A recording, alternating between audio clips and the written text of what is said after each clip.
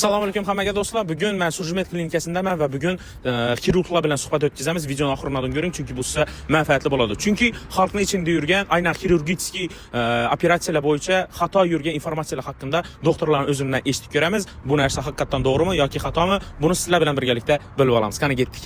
Bezat, assalomu alaykum, yaxshimisiz? Men sizni doniyman. Bilaman, noshashingizni, nechun desa yaqinda siz bilan birgalikda aynan menda operatsiya o'tkazdik. Oshqozon muammosi bo'yicha. Galing, umuman bu yerda noshashingiz, stajingiz, umumiy informatsiyalarni hammasini obunachilarimizga yetkazsak, nechun desa xalqning ichida ayrim xirurgik operatsiyalar bo'yicha xato informatsiyalar yurganini biz eshitdik va bu narsani oydinlik kiritish uchun aynan o'zingiz bilan suhbat o'tkazishga qaror etdik. Marhamat. Assalomu alaykum Bekzod. Ben Fazlullah Bekzod, 15 yildan buyon 15 yil stajına egaman. Ali toifali xirurg, tibbiyot fanlari nomzodiman. Bizlar shu Surjimet klinikasida shu xirurgический hamma muammo bilan, ya'ni xirurgiya ham aytaman-ku, bir yo'nalishlari bo'linadi. Endi bizlar asosan abdominalniy xirurgiya deydi, ya'ni qorin bo'shlig'i a'zolarindagi patologiyalar bilan yoki shulardagi bir o'zgarishlar bilan shug'ullanamiz. Asosan bizlar bu yerda maloinvaziv deydi, ya'ni kam jarohatli xirurgiyani yo'lga qo'yganmiz. Yoki xalqda lazer deydi, yoki laparoskopiya deydi, ya'ni teshiklar orqali operatsiyalar qilish. Ya'ni iminning uzun chiziqlasiz, kichkina, shu teshiklar orqali maloinvaziv xirurgiyani yo'lga qo'yganmiz. Shu bilan asosan shunday operatsiyalarni qilamiz. Qorin bo'shlig'idagi bo'y bir a'zolarda shu laparoskopический muolajalarni, ya'ni amaliyotlarni bajaramiz.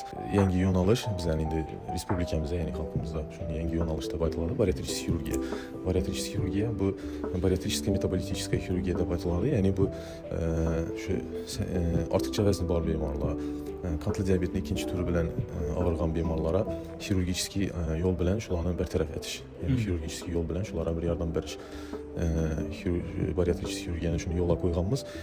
4 yildan buyon shu narsa bilan shug'ullanamiz. O'zi bu yo'nalishni o'zimizning respublikamizga yangi kirib kelgan deb endi aytiladi, lekin bu xirurgiya, bariatrический xirurgiya bilan 60-yildan buyon boshqa rivojlangan davlatlarda shug'ullanganlar va bu narsa o'zini isbotini topgan narsa. Ondan bir qo'rqish. Endi bizlarni ya'ni menga murojaat etgan insonlar asosan shu yo'nalish bilan shug'ullangandan keyin shu narsadan ko'p savollar, xavotirlar o'zlarini keyingi operatsiya bo'lsa, keyingi hayoti nechik bo'ladi. Shu narsadan ko'pincha savol beradilar, ya'ni buni nojo'ya ta'siri bo'ladimi? Keyingi hayotim nechik bo'ladi bu operatsiyadan keyin? Va hokazo shunday savollar, ya'ni to'g'ri yoshindagi ayollar bo'lsa tug'ib bilamanmi deydi. Shu narsalar bilan shuni aytib o'tish lozim. Bu bariatrический xirurgiyani hech qanday bir insonga bir foydasi bo'lsa bor, ya'ni zarar tarafi yo'qmi? ya'ni oshqozon kicaytirish operatsiyasi. Oshqozon kicaytirish, ya'ni oshqozon ozdirishga yo'naltirilgan yoki qandli diabetning ikkinchi tibrini yo'q etishga yo'naltirilgan operatsiyalarning hech qanday bir keyingi insonga foydasi bo'lsa bor, zarar tarafi yo'q. Bu narsalar shu, ya'ni bu kam yedirish, so'rilishni kamaytirishga yo'naltirilgan narsa. Shuni hisobini insonlarda ozish, ya'ni ozish ham kuzatiladi. Qandli diabetning ikkinchi turi ham yo'qoladi bular. Sahrdan ham kasallanib yurganlar uchun foyda bo'ladi. Shuning uchun bu narsadan qo'rqish kerakmidi? Bu narsa eğer bir какой-то bir savollari yo bir qo'rquvlari yo bir shu narsa bo'yicha xavotirlari bo'lsa, bemalol murojaat etib bizning klinikimizga kelishlari mumkin. Bu yerda batafsil shu insonlarga, shunday bir kasallik dardi bor insonlarga bemalol bizlar maslahatimizni beramiz. Endi har xil savollar bo'ladi, ya'ni bu bariatrический operatsiyalarda, ya'ni shu kam jarohatlar bo'lgani uchun, ya'ni shu laparoskopический bajarilgani uchun reabilitatsiya deydi. Ya'ni bu insonda ko'p avvalgidan bir haftalab qolib ketish, yotib qolish yo bir narsalar yo'q. Полный operatsiyadan keyin ertasi kuni bular bu bemorlarimiz suyuqliklar ichib, 2 kunda uylariga ruxsat beramiz bemalol. Shu 2 kunda o'zlarining обычный, ya'ni odatiy hayotini qaytadilar.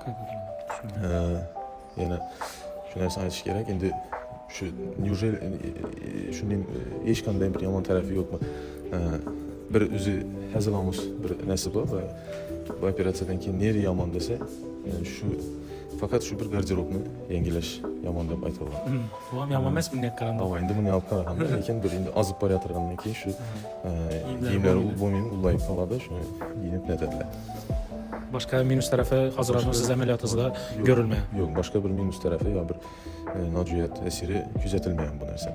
bu isbatını tapqan özü nətkin indi qıldırğan bemorlarımızın həmməsi şunu görüb yürütdülər, bilib yürütdülər, nəticələrini özlərində sezib yürütdülər. Tushunarli. Hurmatli do'stlar, eshitib o'tdingizlar. Aynan 15 yillik tajribaga ega bo'lgan, aynan shu kasbning mutaxassisidan ushbu fikrlarni eshitdingizlar. Ana endi o'zlaringizda buyani, ya'ni fikrlab, o'zlaringiz uchun qaror qabul qilish.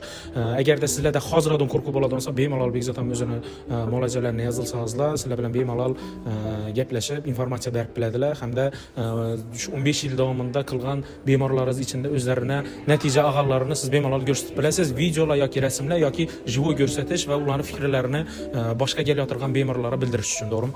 Bemalol murojaat etishlari mumkin, savollari bo'lsa, qo'ldan kelgancha yordam beramiz. Tushunarli. Hammangizni biza Surjmet klinikasida kutib qolamiz. Tashrif buyuring. O'zlaringiz sog'liqlaringizdagi muammolaringizga vaqtida yechimni topib, qarorni qabul qilasiz degan umiddamiz. Bekzod aka, sizga buning uchun katta rahmat. Salomat bo'ling.